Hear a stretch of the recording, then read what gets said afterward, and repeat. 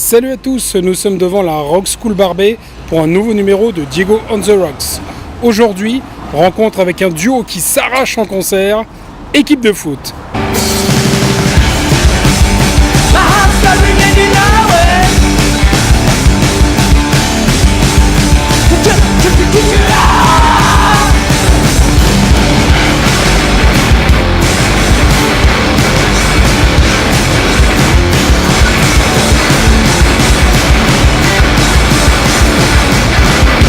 Salut, c'est Alex. Salut, c'est Mike.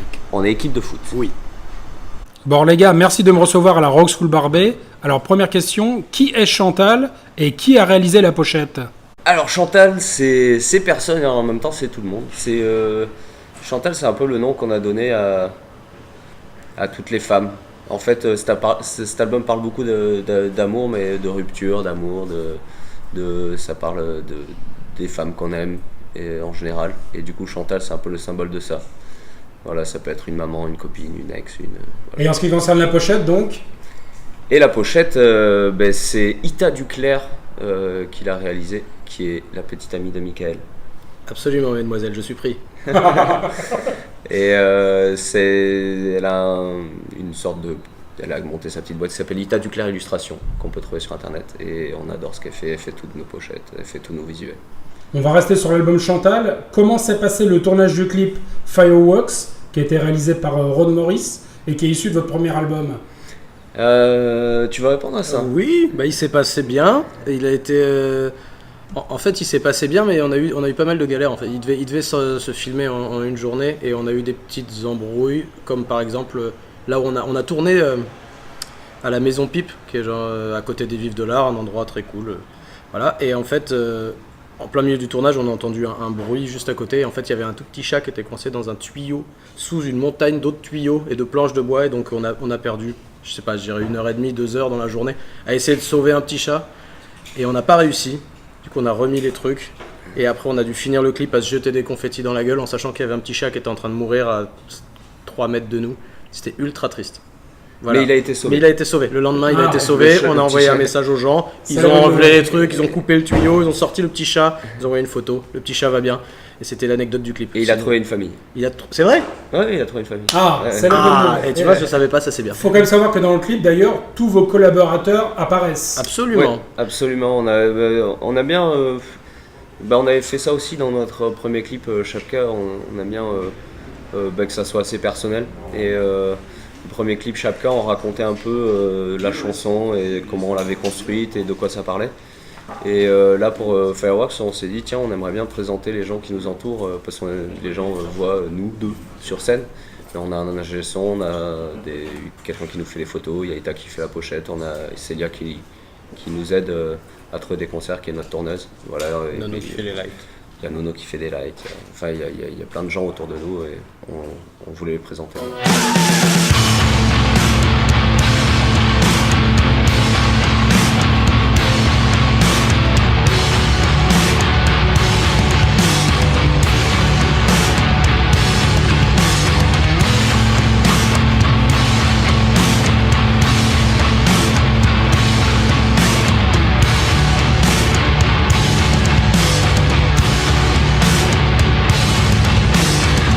Bon les gars, on a parlé de vous dans les news de Rock and Folk ainsi que dans les Un Rock en ces termes. Un album fou et prometteur.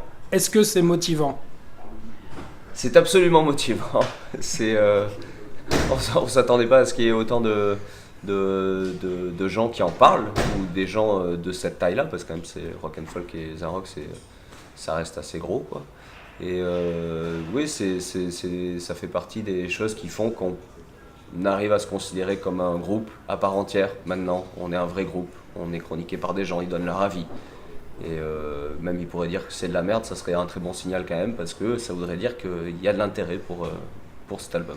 Mike, toi qui es batteur, comment vous faites pour faire autant de bruit à deux?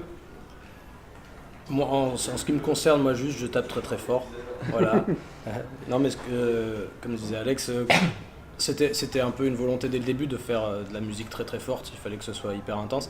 On a essayé plein de trucs au début et en fait le moment où c'est vraiment devenu où on a vraiment trouvé notre son, c'est quand on a enregistré notre premier EP avec notre ingé son, Benjamin Mando, qui nous a aidé à monter les boutons au maximum, comme ça jusqu'à ce que ça le fasse le plus de bruit possible, et nous a dit genre c'est pas assez fort les gars, il faut mettre plus fort, on va mettre une pédale de plus, il faut plus de fuzz, on va mettre un plus gros ampli, jusqu'au moment où c'était vraiment très très fort. Donc, de vous deux, on peut considérer que vous jouez tous les deux devant et il n'y en a aucun qui est défensif. Non, on y va ensemble, ouais. On est offensif ensemble. On est tous les deux des attaquants. Droit au but. Tout à fait. Exactement.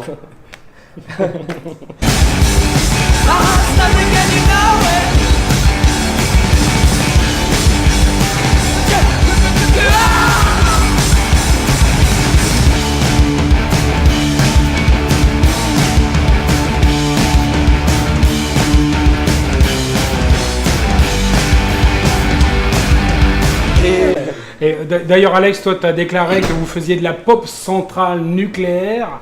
Ça veut dire quoi? Tu l'as déclaré. Je l'ai déclaré. Et oui, non, de la pop de centrale nucléaire, c'était un peu pour expliquer ce qu'on faisait. En fait, il y a des gens qui considèrent que l'équipe de foot, c'est du gros rock. Il y a même des gens qui trouvent ça violent.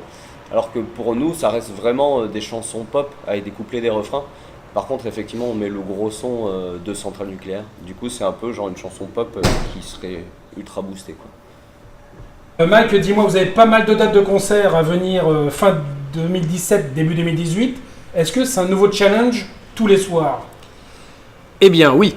Bah oui, forcément, parce que là du coup ce qui se passe c'est que c'est la première fois après la sortie de l'album qu'on va aller jouer dans des villes où les gens nous connaissent pas. Donc forcément c'est effectivement un nouveau challenge tous les soirs, dans le sens où on sait pas s'il va y avoir des gens, on sait pas si les gens qui vont venir vont trouver ça bien, enfin tout ça. Donc du coup là on est en train de roder notre set, on va avoir un beau truc à leur proposer, on espère que ça va leur plaire, et du coup en attendant on tremble gavé, parce que c'est effectivement un nouveau challenge tous les soirs. Alex, est-ce que tu peux nous dire ce qu'est le collectif du Fennec? Je peux absolument te dire ce qu'est le collectif du Fennec. Le collectif du Fennec, c'est un collectif dont on fait partie. On était tous les deux déjà là à l'origine avec des groupes différents.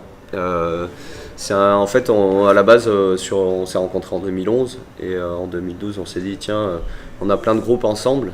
Mike, il jouait dans, je sais pas dans combien de groupes il joue de ce collectif. Et on s'est dit, on a une famille de musiciens comme ça, on va essayer de créer quelque chose ensemble. À la base, c'était surtout une association pour avoir un soutien administratif, ce genre de choses. Et puis ça fait une étiquette sur tous ces groupes dans lesquels on joue. Mike il joue dans 5 groupes ou un truc comme ça. Moi je joue dans 2 groupes. Et voilà. Vachement moins. Vachement moins. Ouais.